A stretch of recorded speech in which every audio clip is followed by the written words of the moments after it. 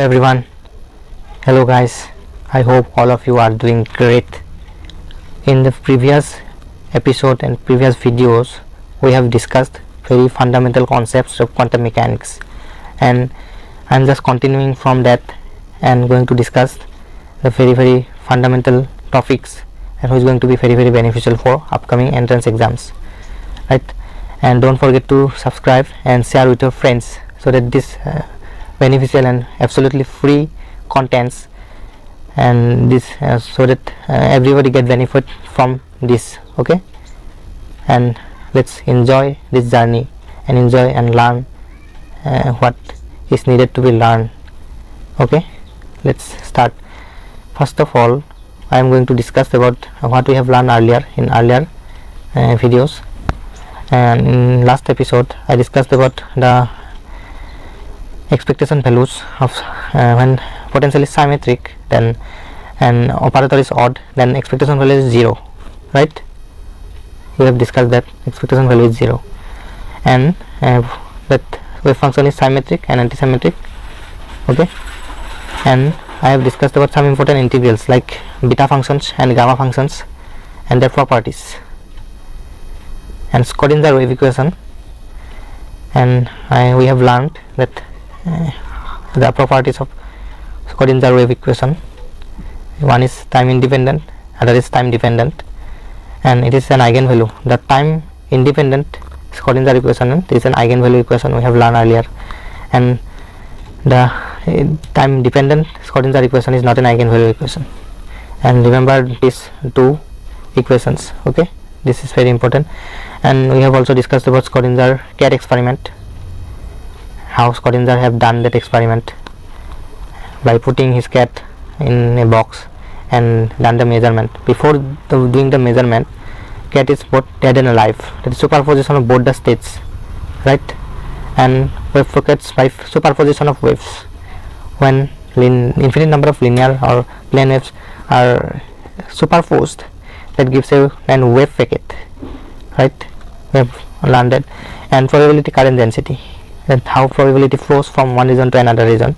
There is a divergence, and if we put this the ddt of rho in this side, this negative sign, so probability is that is decreasing, right? Density is decreasing, so probability is flowing from regions.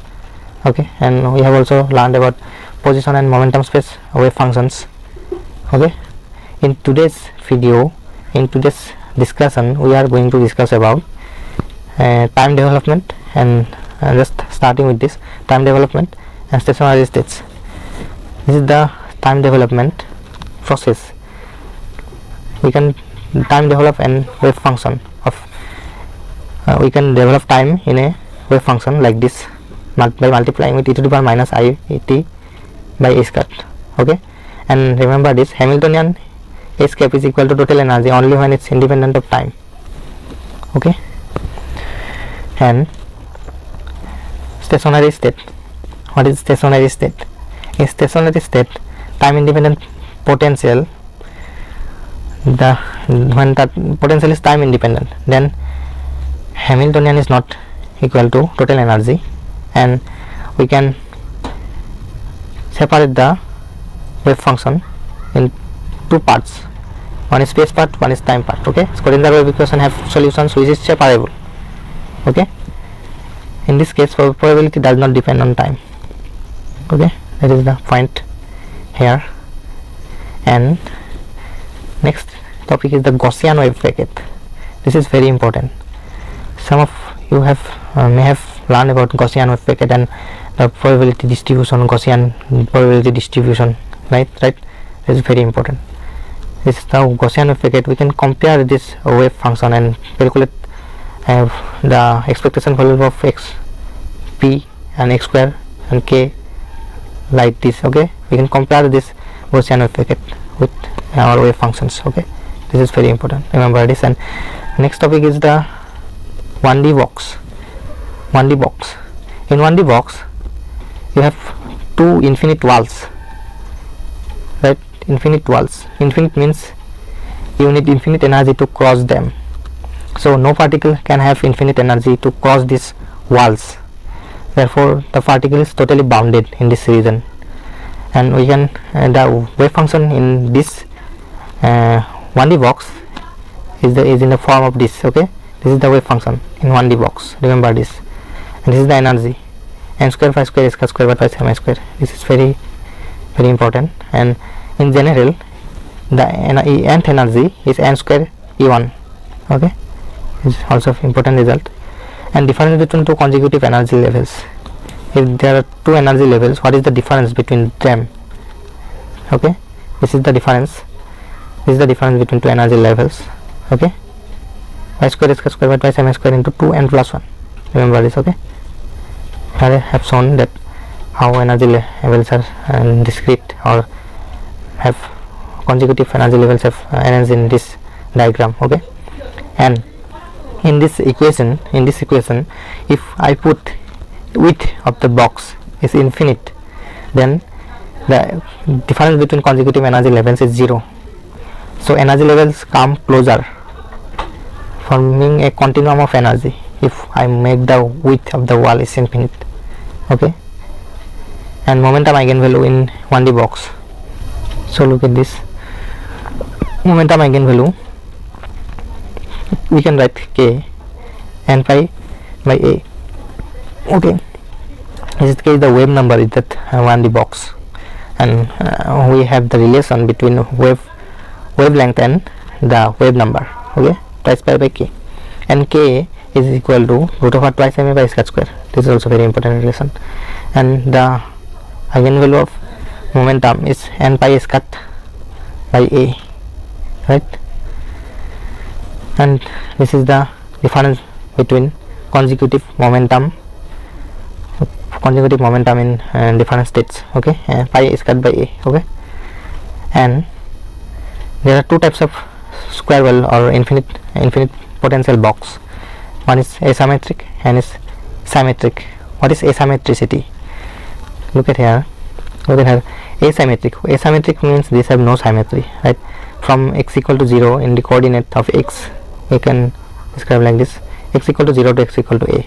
So it has no symmetry. But look at here, in this, if it is the x equal to 0 point, then in both the side the width of x is same, so it is symmetric. It is there is symmetry exists in here, right? This symmetric box. And the wave function in this symmetric box can have two different types, remember this. Okay, when this is the n is n value, if n is equal to 1 to 135, this is odd, n is odd, then this wave function have this type. This is the value of wave function. And if n is the odd, n is even, then this is the form of wave function. Okay, remember this. And k is equal to n pi by a. We have discussed that for symmetric potential, that is phi minus x. If I put minus n here, the wave function have different parity in symmetric potential. We have discussed in the last video, right? So in asymmetric box, the expectation value of x is equal to a by 2, right? Expectation value of x will be a by 2 here, right? And in symmetric box, expectation value of x should be x equal to, here the middle point is x equal to 0, so symmetric box expectation value of x is 0. Okay, and graph of wave functions in the ground state. We can draw the graph of 1D box like this. Okay, in first excited state, n is equal to 2. This is graph is like this, and there is one node. This is the node. Okay, node in which where wave function is have 0 value is the node. And when in second excited state, when n value is 3, then these have 2 nodes. Okay, so we can say that in 1D box, wave function have n minus 1 nodes, right? Since the ground state has no nodes, 0 nodes. Okay, and this is the graph of probability. If I square the wave function if I square the function, it's wave function, it is the probability. Okay, and the formulas of expectation values of x and v and x square v square, here are all the formulas. Look at here. In a symmetric box, expectation value of x is a by 2, expectation value of x square is a square by 3 minus a square by pi sin square pi square, and expectation value of p is 0, right? And expectation value of p square is n square by square is cut square by a square, right? And this is the uncertainty in x, this is the uncertainty in p. So we can calculate very interesting and important result, the uncertainty product between delta x and delta p. Okay, that can't be 0. We have discussed earlier, if uncertainty product between two quantities, physical observables, becomes 0, then we can measure them simultaneously. But we know from Heisenberg uncertainty principle that uncertainty we can measure simultaneously position and momentum of a particle, right? This is the result. And remember, the uncertainty in x and symmetric box and asymmetric box is equal. Okay, uncertainty will be equal in both the box. And density of states in 1D box, it is proportional to minus half, and 2D box is don't depend on energy. In 3D box, the density of states in 3D box is proportional to root over E, right? This is important result, density of states. And one important trigonometric functions, trigonometric relation, always need to remember to solve quantum mechanical problems, is cos twice x is equal to twice cos square x minus 1, and also 1 minus twice sin square x, right? Let's remember those two relations. And we have come to 2D box. So 2D box is very important. In 2D box, we need most of the time we need to calculate degeneracies. So we can calculate degeneracies by like this. If state is 1 1, like this is the square box, and this is the rectangular box, and this is the energy, and x pi square square by twice m square, like the same, but there are n values is different, and two different values of n, right? Okay, pi square square by twice m square into n x square plus ny square. Okay, this is the energy, and this is the wave function. We can multiply two wave function in different dimensions like this. Okay, and we can get two dimensional box wave function, 2 by L, okay, sin n x by L into sin n y phi y by L. And here the energies are degenerate. Okay, energy levels can be degenerate. Okay, 1 2 E12 is equal to E21. We can calculate in this relation that E21 will be equal to E12. So whenever two different energy states have the same value, we can say that energies are degenerate. Okay, but rectangular box is non-degenerate. Okay, degeneracies of 1 1 state is 1, means it is non-degenerate, and 2 1 is have degeneracy is equal to 2. Total energy is 5 square pi square by 1 twice ml square. Okay, and 2 2 states have no degeneracies, and 3 1 have 2 degeneracies, and 3 2 have 2 degeneracies.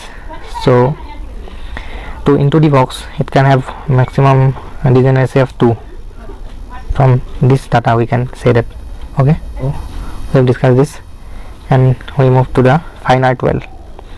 So in finite well, we have walls which have finite potential, means the width of that wall is finite, not infinite like 1D box. Okay, in this case we can have bound state and unbound states. In bound state, energy is less than V naught, energy is less than the depth of that potential. Okay, and when energy is greater than depth of this potential of V naught, then we get unbound state or oscillatory states. In region 1, the wave function is like this, right? Wave function is like this, and region 2 wave function is this, and region 3 wave function is this. We can calculate these wave functions by using Schrödinger's wave equation. Okay, this is very easy and important. And this is the alpha, beta and gamma value, alpha and beta and alpha value. Okay, in these regions the wave number alpha will have same value, remember that, and the frequency and wavelength of that wave will be same as this wave number value has same. Okay,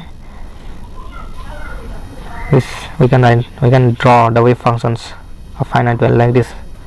Okay, ground state, first excited state and second excited state, and we can calculate this value of pq, and we can calculate this the circle equation and radius.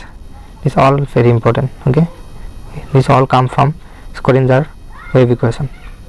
Okay, this is for even bound states, this is for odd bound state in the case of the bound state.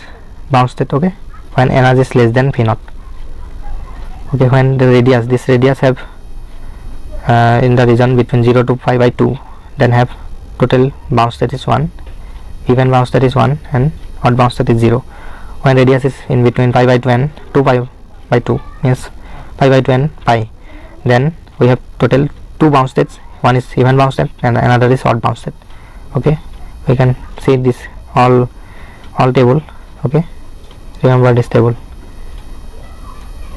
and we can put the values of p and q in this graph, and we can plot the values. We can see that there are some circles. Okay, this is the radius of this circle. Whenever this in this intercept graphs intersects, there is a bound state. Okay, there is a bound state, and when the radius increases of this circle, we can see that bound state, number of bound state also increases, right? Number of bound state also increases. We have discussed in this earlier. Okay, and r is almost equal to p here. See this, r is almost equal to p, right? So different circles have different p value, so every will have different energy. Okay, every finite potential well will have different energy for this reason. Okay, as r is proportional to root over v naught, so when the depth increases, v naught increases, number of bound state also increases. And the third note is here that since for real well r is greater than 0, right? For real well radius will be greater than 0, as v naught is not equal to 0.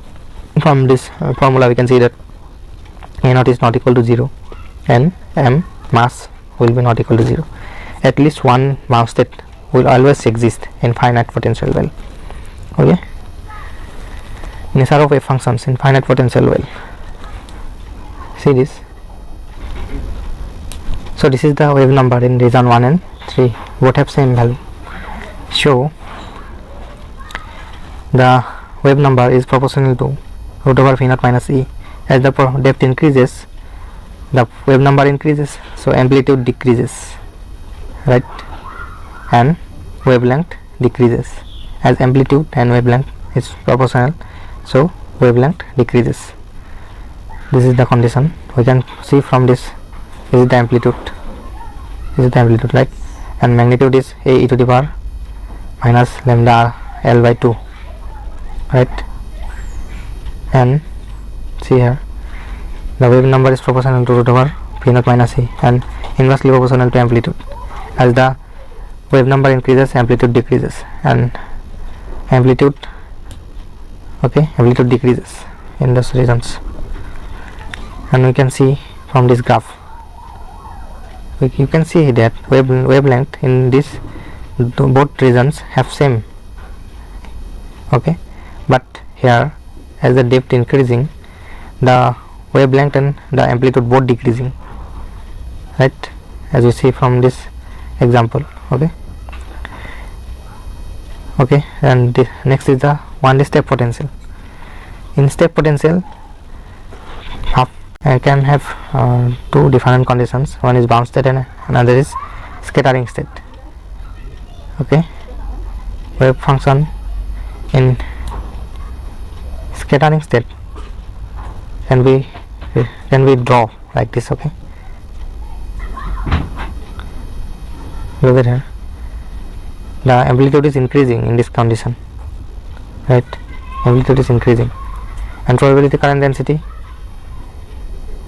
the incident probability current density, and reflected and transmitted probability current densities of this, the scattering state of 1D step potential.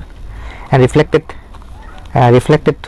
wave can be, reflection coefficient can be calculated from the reflection probability current density divided by incident probability current density, and this is the transmitted or constant or coefficient of transmission. Okay, we can calculate like this. And relation between transmission and reflection coefficients, this is the relations. Okay, this is the note, very important note. Every time transmission coefficient and the reflection coefficient have total value of them will be 100% or 1 equal to 1. For E equal to V naught, reflection coefficient is 1 and transmission is 0. For E very greater than V naught, reflection coefficient is 0, transmission coefficient is 1. For the wave number in region 1 greater than region 2, and C greater than kinetic energy in region 1 will be greater than kinetic energy in region 2. Remember this. And wavelength, we all know this.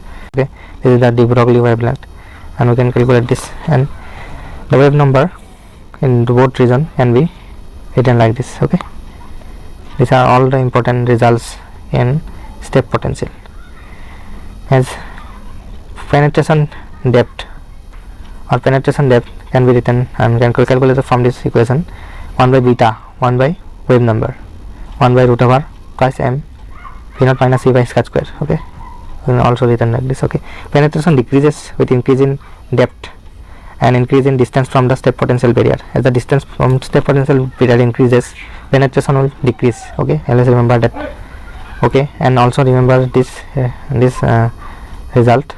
Most of the time we need to calculate, so that in exam it's become very easy for us. Okay, and the wave function can be drawn like this in the bound state when energy is less than V naught. Okay, it's decay and at last it becomes 0, and then is reflected back once again in this graph. You can see that. And in the bound state when energy is less than V, then reflection coefficient is equal to 1 and transmission coefficient is equal to 0. So today's video we have discussed very important and fundamental concepts of quantum mechanics, and we have discussed about 1D box, finite well, and step potential, and the step potential and finite potential well box. Okay, and this is going to be very beneficial, and all the formulas do revise them so that you don't forget and remember these results, so that we can use very fluently in our exams. Okay, and try to understand which concepts I have discussed, and if you have don't understand it, and revise them again so that it becomes clear, and write in comment section and which concepts is bothering you, so that I can make very clear to you in the next coming videos. Okay, thank you for watching, and don't forget to share with your friends so that everybody get benefit from these videos and these very fundamental concepts of quantum mechanics. And so bye, take care.